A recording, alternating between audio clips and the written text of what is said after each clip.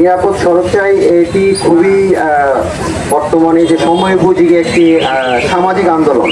এই সংগঠনটি যে প্রতিষ্ঠা হয়েছিল যে মূল উদ্দেশ্য এবং লক্ষ্যকে সামনে নিয়ে, আমরা এটা কোনো সংগঠনে একার দায়িত্ব না, আমাদের যদি প্রত্যেকের ঘরে ঘরে এই আন্দোলনটা ছড়িয়ে দিতে পারি, সামাজিক পারিবারিকভাবে যদি এই সংস্কৃতিটা গড়ে তুলতে পারি, তাহলে এই আমাদের যে মূল লক্ষ্য এই যে নিরাপদ সড়কচয়ের যে মূল লক্ষ্যটা ছিল, সেটা আমরা আশা করি খুব অচিরেই হয়তো অর্জন করা সম্ভব হবে। না হলে শুধু এই যে আমাদের যে আজকে যে র্যালিটা, এইটার যে উদ্দেশ্যটা মানুষকে যে সচেতন করাটা, সেটা হয়তো সাময়িক থাকবে, কিন্তু কিছুদিন পরে আবার মানুষ ভুলে যাবে। যেমন আমরা প্রায়শই যে বিষয়গুলি দেখি, অনেকেই এই মুহূর্তেও অনেকেই যাচ্ছে মোটরসাইকেল চালিয়ে, কিন্তু কারো হেলমেট নেই। সামান্য বিষয়, কিন্তু আমার একটু সচেতনতা, এটা একটা দুর্ঘটনা ঘটে যাওয়ার পরে মানুষ যখন কেউ আহত কিংবা নিহত হয়, কারো জীবনে এইরকম ঘটনার সম্মুখীন হোক, সবাই যেন ভালো থাকে, সেই জন্য এই ছোটো ছোটো বিষয়গুলি আমরা যদি একটু সচেতনভাবে খেয়াল রাখি, রাস্তা পার হওয়ার সময় যেন একটু ডানে বামে দেখি, যেটা নাকি আমরা স্কুল লেভেল কিংবা ঘর থেকেই বাচ্চাদেরকে শিখিয়ে দিতে পারি, সে বড় হবে, পরবর্তী জেনারেশনে কিন্তু এই বিষয়গুলি আয়ত্ত করে নেবে। তো আমাদের এই সবার যদি সামগ্রিক প্রয়াসটা অব্যাহত থাকে, তাহলে হয়তো ইনশাল্লাহ আমাদের এই প্রতিষ্ঠানের যে লক্ষ্য ছিল, এই সংগঠনের যে উদ্দেশ্য ছিল আমাদের দেশের সড়ক দুর্ঘটনা কমিয়ে আনা, সেটা অনেকাংশে অর্জন করা সম্ভব হবে। যিনি অন্যদিক গাড়ি চালাবেন তাকেও সচেতন হতে হবে। আমি যদি যে কোনো একটি পেশা নিজেকে দক্ষ করি, আমার চলার জন্য দ্যাটস এনাফ। বাট সড়কে আমি যতই সচেতন থাকি চলবে না, অন্য গাড়ি এসে আমাকে অ্যাক্সিডেন্ট করতে পারে। সেক্ষেত্রে নিজে সচেতন হতে হবে এবং অন্যকে সচেতন হতে হবে। তো আজকের এই নিরাপদ সড়কের শুভ জন্মদিন উপলক্ষে যে আয়োজনটি করা হয়েছে অত্যন্ত সুন্দর এবং প্রাণবন্ত হয়েছে। এই জিনিসগুলো মানুষের মধ্যে যদি বেশি করে সাড়া জাগানো যায়, মানুষকে উদ্বুদ্ধ করা যায়, তাহলে পরে মানুষ অ্যাক্সিডেন্ট থেকে বাঁচতে পারবে, সচেতন হতে পারবে।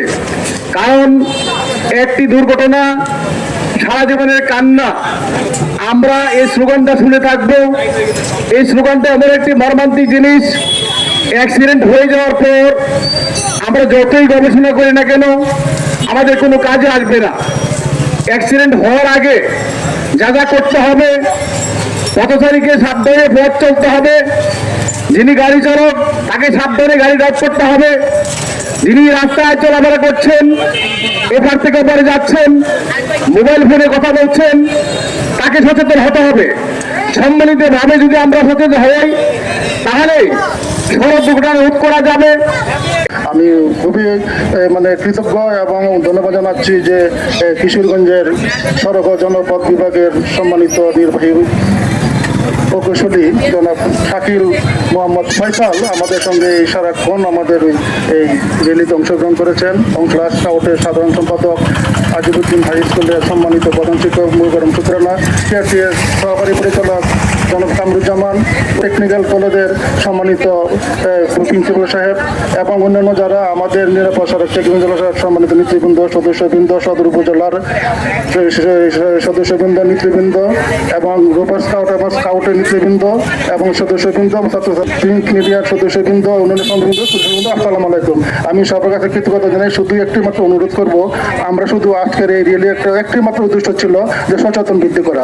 আমরা যদি যাত্রী, চালক, মালিক এবং পথচারী যারা আমরা চলাচল করি সবাই যদি সচেতন হই, আমার জীবন আমাকে রক্ষা করতে হবে। আমার জীবন নিরাপত্তা কেউ দিব না, বাংলাদেশ সরকার দিব না, কেউ দিব না। কাজেই সেই সড়ক দুর্ঘটনা হ্রাস করে জনসম্পদ ক্ষতির অত্যন্ত নিম্নতম পর্যায়ে আনার জন্য আমরা নিরাপদ সড়ক চাই সংগ্রাম করছি, আন্দোলন করছি এবং বাংলাদেশ সরকার অনুরোধ করছি যেন আমরা যেন তাদের সাথে সহযোগিতা করে আমরা যেন এই কাঙ্ক্ষিত লক্ষ্য অর্জন করতে পারি। সর্বশেষে আপনি শুধু বাংলাদেশ নয়, সারা বিশ্বে এই সড়ক দুর্ঘটনা হ্রাসের জন্য চেষ্টা করে যাচ্ছে, জাতিসংঘ চেষ্টা করে যাচ্ছে। এই সংগ্রামে আমরা নিরাপদ সড়ক চাই আন্দোলনের অংশীদার। আমরা লড়াই সংগ্রাম চালিয়ে যাচ্ছি, সড়ক যেন সবার জন্য সুন্দর হয়।